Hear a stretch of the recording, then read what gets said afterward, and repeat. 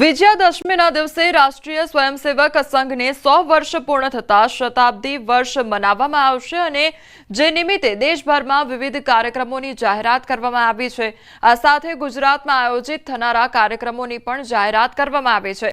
સંઘ ચાલક ડોક્ટર જયંતિ ભાડેસિયાએ આ કાર્યક્રમોની જાહેરાત કરી છે, જેમાં ગુજરાતમાં આરએસએસ દ્વારા 672 સ્થળો પર કાર્યક્રમોનું આયોજન કરવામાં આવ્યું છે।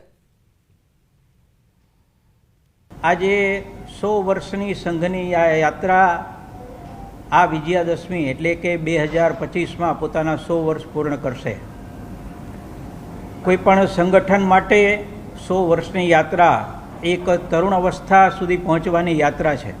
સમાજમાં રાષ્ટ્ર ધર્મ સંસ્કૃતિના વિરુદ્ધમાં નકારાત્મક જે નેરેટિવ્સ હોય એનો યોગ્ય પ્રમાણમાં સાચો જવાબ અને હકારાત્મક નેરેટિવ ફેલાય એવા વિષય સાથે શરૂ થયેલું આ શતાબ્દી વર્ષનું સંઘ કાર્ય આ વિજયાદશમીની અંદર ઉત્સવથી વિવિધ પ્રકારના એક સંપૂર્ણ વર્ષના કાર્યક્રમોની એક હારમાળા ચાલવાની છે। ત્યાર પછીના બીજા ફેઝની અંદર સંઘનો વિચાર અને સંઘનું કાર્ય સમાજમાં ઘરે ઘરે પહોંચાડવા માટે એક ઘર સંપર્કની યોજના થઈ છે। સંઘના સ્વયંસેવકો બધા જ ગામોની અંદર બધી જ વસ્તીઓમાં ઘરે ઘરે મળશે। ત્યાર પછી સમગ્ર દેશની અંદર અને ગુજરાતની જે યોજના છે એ પ્રમાણે બધા જ તાલુકા સ્થાનોની અંદર અને શહેરોની અંદર વસ્તીઓના સ્થાનો ઉપર કેટલાય મોટા નગરો હશે તો ઉપનગરોના સ્થાન ઉપર હિન્દુ સંમેલનો થવાના છે। આ દેશની સમસ્યાઓ, રાષ્ટ્ર સામેના વિચારો અને આવનારા ભવિષ્યની અંદર ભારતને આગળ લઈ જવા માટે આ દેશની જે કહી શકાય એવી પ્રબુદ્ધ સમાજમાં જે પ્રમુખ લોકો છે એ લોકોને એક ગોષ્ઠીઓ સેમિનાર પણ બધા જ જિલ્લા કેન્દ્રો ઉપર થવાના છે।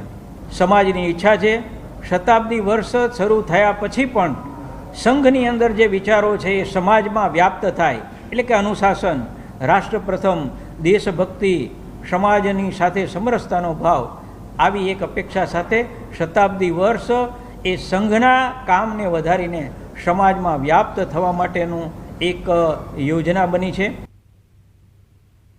સુરતના વરાછા ખાતે ઇસ્કોન મંદિરના ભૂમિપૂજનમાં અમિત શાહની હાજરી જોવા મળી અને ભૂમિપૂજન દરમિયાન અમિત શાહે સીઆર પાટીલને હાથના ઇશારે આગળ બોલાવ્યા હતા, જે બાદ સીઆર પાટીલ તરત જ આગળ આવી પૂજા વિધિમાં જોડાઈ ગયા હતા। શાહ અને પાટીલની અનોખી ક્ષણે સૌનું ધ્યાન ખેંચ્યું હતું।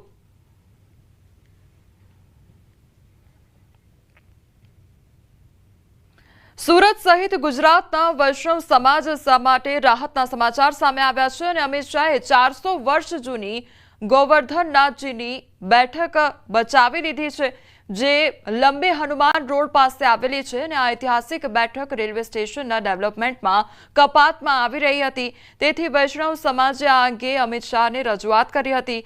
શાહે તાત્કાલિક ડિઝાઇનમાં ફેરફાર કરાવી આ પવિત્ર સ્થાનને બચાવ્યું અને તેથી વૈષ્ણવ સમાજમાં આનંદની લાગણી છવાઈ ગઈ છે। આજે સમાજના અગ્રણીઓએ અમિત શાહને મળીને ઠાકોરજીનો પ્રસાદ પણ અર્પણ કર્યો છે।